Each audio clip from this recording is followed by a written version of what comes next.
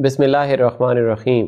السلام علیکم، میں ہوں عمران احمد اور آپ دیکھ رہے ہیں میرا YouTube channel AIO audio books. آج میں آپ کی خدمت میں ڈیل کارنیگی کی اس مشہور زمانہ کتاب کا اگلا حصہ لے کر آیا ہوں، تو چلیے شروع کرتے ہیں۔ 8واں باب، ایک قانون جو آپ کے کئی غموں اور پریشانیوں کو ختم کر سکتا ہے۔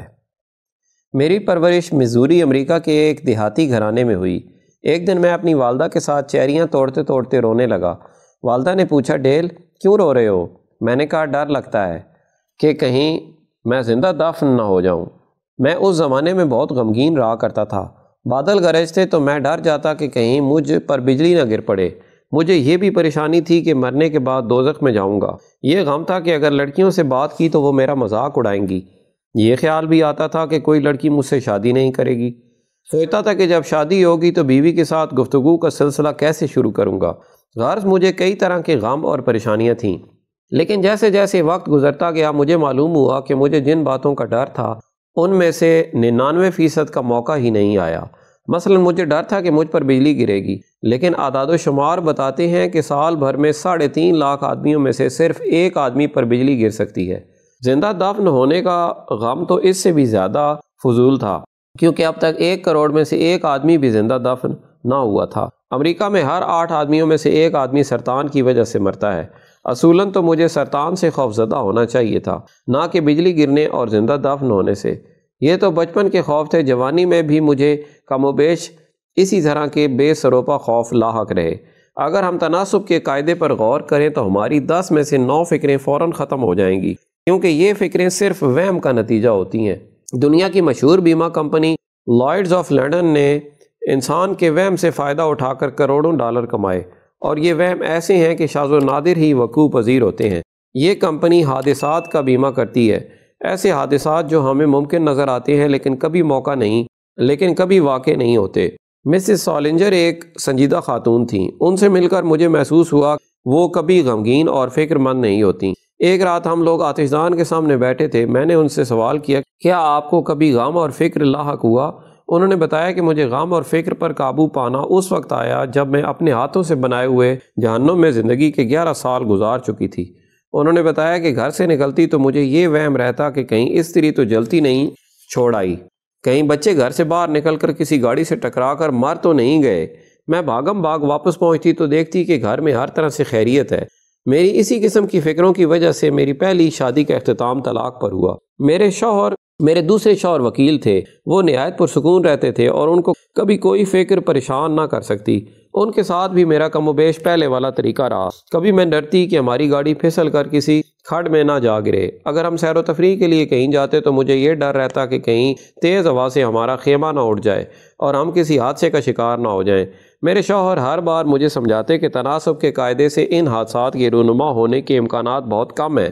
اگر گاڑی آہستہ آہستہ چل رہی ہے تو وہ پھسل نہیں سکتی، اور خیمے تو ماہر ترین گائیڈوں نے نصب کیے ہیں جن کے ہوا سے اڑنے کا سرے سے کوئی امکان نہیں۔ مسز سالنجر نے بتایا کہ اس جملے کی مدد سے کہ تناسب کے قاعدے سے ایسا ہونا ممکن نہیں، میری 90% فکریں اور پریشانیاں دور ہو گئیں، اور میری زندگی کے پچھلے 20 سال ایسے آرام اور چین سے گزرے کہ بیان نہیں کر سکتی۔ فریڈرک جے مالسٹیڈ بتاتے ہیں کہ جون 1944 میں اوماہا ساحل کے قریب لمبی خندق میں لیٹا ہوا تھا۔ ہماری کمپنی نارمنڈی میں خندقوں میں پڑی تھی۔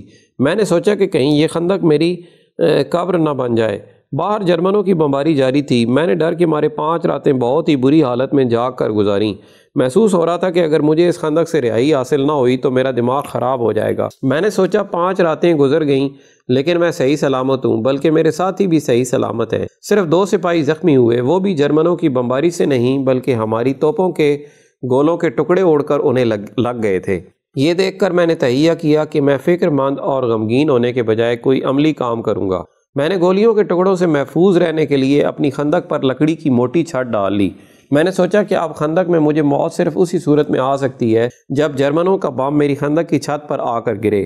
حساب لگایا تو معلوم ہوا کہ خندق پر بم گرنے کا تناسب 10,000 میں 1 سے بھی کم تھا۔ اس طرح 2 راتوں تک غور کرنے کے بعد میری طبیعت پرسکون ہو گئی اور میں بموں کی بچھاڑ میں اطمینان سے سونے لگا۔ چنانچہ یاد رکھیں، اس سے پہلے کہ غم اور فکر آپ کو شکست دیں، آپ انہیں شکست دینے کے لیے مندرجہ ذیل 3 قاعدہ کبھی نہ بھولیں۔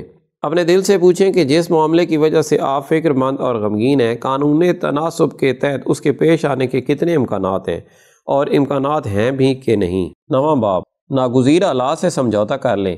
میں چھوٹا سا تھا، ایک دن لڑکوں کے ساتھ کھیل کود میں مصروف تھا۔ کھڑکی پر پاؤں رکھ کر نیچے اترنے کی کوشش کے دوران میرے بائیں ہاتھ کی انگلی کا چھلا کیل میں اٹک گیا اور میں نے چھلانگ لگائی تو انگلی جسم سے جدا ہو گئی۔ میں رونے چلانے لگا اور ہوش و حواس کھو بیٹھا۔ مجھے یقین تھا کہ میں زندہ نہیں بچوں گا، لیکن جب ہاتھ اچھا ہو گیا تو پھر مجھے اس کا کبھی خیال نہ آیا، کیونکہ میں نے ذہنی طور پر اس صورتحال سے سمجھوتا کر لیا تھا۔ اب مہینے گزر جاتے ہیں، مجھے کبھی خیال نہیں آتا کہ میرے ایک ہاتھ میں صرف ایک انگوٹھا اور 3 انگلیاں ہیں۔ میں نے ایک لفٹ چلانے والے کو دیکھا جس کا بایاں ہاتھ کلائی سے کٹا ہوا تھا۔ میں نے پوچھا دشواری تو نہیں پیش آتی؟ کہنے لگا کہ نہیں، بالکل نہیں، چونکہ میں نے شادی نہیں کی، اس لیے کبھی کبھار سوئی میں دھاگا ڈالتے ہوئے اس کا خیال آ جاتا ہے۔ حیرت کی بات ہے کہ ہم حالات سے کس قدر جلد سمجھوتا کر لیتے ہیں۔ جب ہم انہیں بدل نہیں سکتے تو ان پر رضامند ہو جاتے ہیں اور انہیں بھول جاتے ہیں۔ ایمسٹرڈم میں 15ویں صدی کے ایک گرجے میں ایک عبارت کندہ ہے جو مجھے اکثر یاد آتی ہے، یہ اسی طرح ہے، کسی اور طرح نہیں ہو سکتا۔ اگر ہم اپنی پچھلی 20-30 برس کی زندگی پر نگاہ ڈالیں تو ہمیں بہت سے ایسے ناخوشگوار واقعات یاد آئیں گے جن پر یہ مثل صادق آتی ہے کہ یہ اسی طرح ہونے تھے، کسی اور طرح نہیں ہو سکتے تھے۔ اب ہماری مرضی ہے کہ ہم ان حالات کو ناگزیر سمجھ کر تسلیم کر لیں یا ان پر کڑتے رہیں، اپنی زندگی کو برباد کر لیں اور اعصابی امراض کا شکار ہو جائیں۔ مشہور فلسفی ولیم جیمز نے کہا ہے کہ جو چیز جس طرح ہے اس کو بخوشی قبول کر لو۔ بدقسمتی کے نتائج پر قابو پانے کا پہلا زینہ یہ ہے کہ جو ہو چکا ہے اس پر رضامند ہو جاؤ۔ یہ راز الزبتھ کونلی کو بہت دشواریوں کے بعد معلوم ہوا۔ انہوں نے مجھے جو خط لکھا ملاحظہ ہو، اس دن جب امریکہ میں افریقی فتوحات پر خوشیاں منائی جا رہی تھیں، مجھے محکمہ جنگ کا تار ملا کہ میرا بھتیجا جو مجھے بہت عزیز تھا میدان جنگ میں لاپتہ ہے، اور تھوڑی دیر بعد ایک تار ملا کہ وہ جنگ میں مارا گیا ہے۔ میں اس صدمے سے بیمار پڑ گئی، دنیا میرے لیے تاریک ہو گئی۔ اس بھتیجے کی میں نے خود پرورش کی تھی اور وہ مجھے بہت ہی عزیز تھا۔ اس کی عین جوانی میں موت نے مجھے ہر چیز سے متنفر کر دیا۔ میں نے لوگوں سے ملنا جلنا بالکل بند کر دیا۔ غم بڑھتے بڑھتے اس حد تک پہنچ گیا کہ میں نے یہ طے کر لیا کہ ملازمت چھوڑ کر گوشہ تنہائی میں رو رو کر زندگی گزار دوں گی۔ میں استعفیٰ دینے سے قبل میز صاف کر رہی تھی کہ مجھے ایک خط ملا جو میرے مرحوم بھتیجے نے چند سال پہلے میری والدہ کے انتقال کے موقع پر مجھے لکھا تھا۔ بے شک وہ ہمیں بہت یاد آئیں گی، خاص طور پر آپ کو، مگر مجھے یقین ہے کہ آپ اپنی زندگی کے معمول کو جاری رکھیں گی۔ زندگی کے بارے میں آپ کا نظریہ آپ کی مدد کرے گا، جس کی آپ نے مجھے بھی تعلیم دی تھی۔ مجھے ہمیشہ یاد رہے گا کہ آپ نے مجھے یہ تعلیم دی تھی کہ ہمیشہ مسکراتے رہو اور زندگی میں جو بھی حالات پیش آئیں ان کا مردانہ وار مقابلہ کرو۔ میں نے وہ خط کئی بار پڑھا، مجھے ایسا محسوس ہوا جیسے میرا بھتیجا میرے پاس کھڑا ہے اور کہہ رہا ہے کہ جن باتوں کی آپ نے مجھے تعلیم دی تھی آپ خود ان پر عمل کیوں نہیں کرتی؟ ثابت قدم رہیے، ان غموں کو مسکراہٹ میں چھپا لیجئے اور اپنے کام کرتے جائیے۔ میں نے استعفیٰ نہیں دیا اور اپنے دل کو سمجھانے لگی کہ جو ہونا تھا ہو چکا، میں اسے بدل نہیں سکتی۔ میں اپنے بھتیجے کی خواہش پوری کروں گی، میں کام کر سکتی ہوں اور کام کرتی رہوں گی۔ اب میں بے حد مصروف زندگی گزار رہی ہوں، میں نے نوحہ خوانی ترک کر دی ہے، ہنس بول کر دن گزارتی ہوں۔ میرا بھتیجا زندہ ہوتا تو وہ بھی اسے پسند کرتا۔ میں نے تقدیر سے مصالحت کر لی ہے، میری زندگی اب پہلے کے مقابلے میں زیادہ مکمل اور بھرپور ہے۔ الزبتھ کونلی کو زندگی میں جو تجربہ حاصل ہوا کسی نہ کسی مرحلے پر ہمیں بھی اس سے گزرنا ہے، یعنی ہمیں بھی ناگزیر حالات پر رضامند ہو کر ان سے سمجھوتا کرنا ہوگا۔ صرف حالات ہی ہمیں خوش یا غمگین نہیں بناتے، خوشی اور غم کا انحصار اس بات پر ہے کہ ہم حالات سے کیا اثر قبول کرتے ہیں۔ حضرت عیسیٰ نے ارشاد فرمایا ہے کہ آسمانی بادشاہت ہمارے اندر ہے اور یہیں دوزخ بھی ہے۔ جب کوئی علاج نہ ہو تو ہم غموں اور مصائب کو برداشت کر کے ان پر فتح پا سکتے ہیں۔ بظاہر یہ ناممکن دکھائی دیتا ہے، لیکن حقیقت یہ ہے کہ ہمارے اندر حیرت انگیز طاقت ہے۔ اگر ہم اس طاقت کو استعمال کریں تو یہ ہماری مشکلات کو ختم کر دیتی ہے۔ انسان جتنا سمجھتا ہے اس سے زیادہ مضبوط ہے۔ مرحوم بوتھ ٹارکنگٹن کہا کرتے تھے کہ میں زندگی میں اندھے پن کے سوا تمام مصائب برداشت کر سکتا ہوں۔ قدرت کی ستم ظریفی دیکھیے کہ جب وہ 60 سال کے تھے تو اندھے ہو گئے، یعنی جس بات کا وہ ناقابل برداشت سمجھتے تھے وہی انہیں پیش آئی۔ کیا انہوں نے ہمت ہار دی؟ ہرگز نہیں۔ انہیں خود تعجب تھا کہ وہ کس طرح حشاش بشاش رہتے اور ہنسنے ہنسانے والی باتیں کرتے۔ مثلا آنکھوں کے سامنے اندھیرا چھا رہا ہوتا تو کہتے، لیجئے دادا جان پھر تشریف لے آئے، معلوم نہیں ایسی اچھی صبح کہاں جا رہے ہیں۔ ایسی ہمت اور بہادری کو تقدیر کس طرح شکست دے سکتی ہے؟ ٹارکنگٹن کہا کرتے تھے کہ اندھے پن کے اس تجربے نے ان کو تقدیر پر راضی رہنے کا سبق دیا اور یہ سکھایا کہ زندگی میں مصائب کیسے برداشت کیے جائیں۔ مشہور شاعر جان ملٹن پر جو حقیقت منکشف ہوئی تھی وہ ان پر بھی منکشف ہوئی، یعنی اندھا ہونا مصیبت نہیں، اندھے پن کو برداشت نہ کر سکنا مصیبت ہے۔ میری ان باتوں سے آپ یہ نہ سمجھیں کہ میں آپ کو ہر مصیبت کے آگے گردن جھکا دینے کا درس دے رہا ہوں، ہرگز نہیں۔ میں تقدیر کا قائل نہیں ہوں۔ جب تک کامیابی کی ذرا سی بھی امید ہو ہمیں کامیابی کے لیے لڑنا چاہیے، لیکن جب عقل بتائے کہ آپ حالات کو تبدیل نہیں کر سکتے تو پھر میری آپ سے یہ درخواست ہوگی کہ خدا کے لیے عقل سے کام لیں۔ جو چیز ممکن نہیں اس کے لیے جان کو ہلکان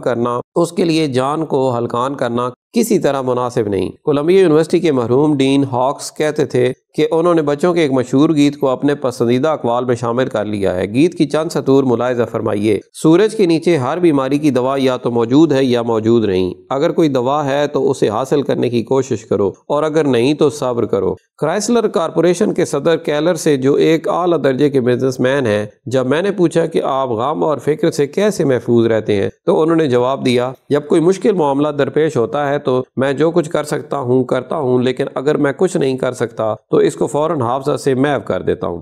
میں مستقبل کی فکر نہیں کرتا کیونکہ مستقبل کے بارے میں کوئی شخص بھی پہلے سے نہیں بتا سکتا۔ آپ کو شاید معلوم ہو کہ ٹائر بنانے والوں نے شروع میں ایسے ٹائر بنائے تھے جو سڑک کے دھکوں کا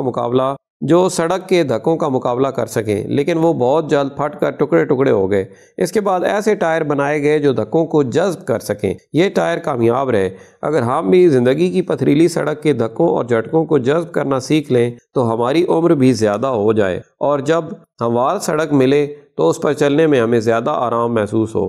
جب سقراط کو سچ بولنے کی پاداش میں زہر کا پیالہ پینا پڑا تو جیل کے داروغہ نے، جو سقراط سے ہمدردی رکھتا تھا، اس سے کہا، جو معاملہ اٹل ہے اس کو سہولت سے برداشت کرنے کی کوشش کیجیے۔ سقراط نے ایسے ہی کیا اور موت کو سکون اور صبر کے ساتھ قبول کر لیا۔ جو معاملہ اٹل ہے اس کو سہولت سے برداشت کرنے کی کوشش کیجیے۔ ایسے الفاظ ہیں جن کی آج کے پرآشوب دور میں سب سے زیادہ ضرورت ہے۔ میں گزشتہ 8 سال سے غم اور فکر دور کرنے کے موضوع پر کافی مطالعہ کر چکا ہوں۔ اس مطالعہ کے بعد ایک جملے میں جو نصیحت مجھے ملی ہے وہ آپ بھی سن لیجئے۔ یہ الفاظ اتنے قابل قبول ہیں کہ آپ انہیں آئینے کے قریب لکھ کر لگا لیں اور ہر روز صبح منہ دھوتے وقت ان کو پڑھیں۔ یہ دعا ڈاکٹر رائن ہولڈ نائبر کی لکھی ہوئی ہے۔ اے اللہ، مجھے سکون عطا فرما کہ میں جن چیزوں کو نہیں بدل سکتا ان کو قبول کر لوں، اور جرأت عطا فرما کہ جن کو بدل سکتا ہوں ان کو بدل دوں، اور عقل عطا فرما کہ دونوں کے درمیان تمیز کر سکوں۔ چنانچہ یاد رکھیں، اس سے پہلے کہ فکر اور پریشانی آپ کو شکست دے، اس کو شکست دینے کا چوتھا قاعدہ یہ ہے، ناگزیر حالات سے سمجھوتا کر لیں۔ اب تک کے لیے اتنا ہی، ملتے ہیں نیکسٹ ویڈیو میں۔ اپنا خیال رکھیے اور ہمارے چینل کا بھی۔ اللہ حافظ۔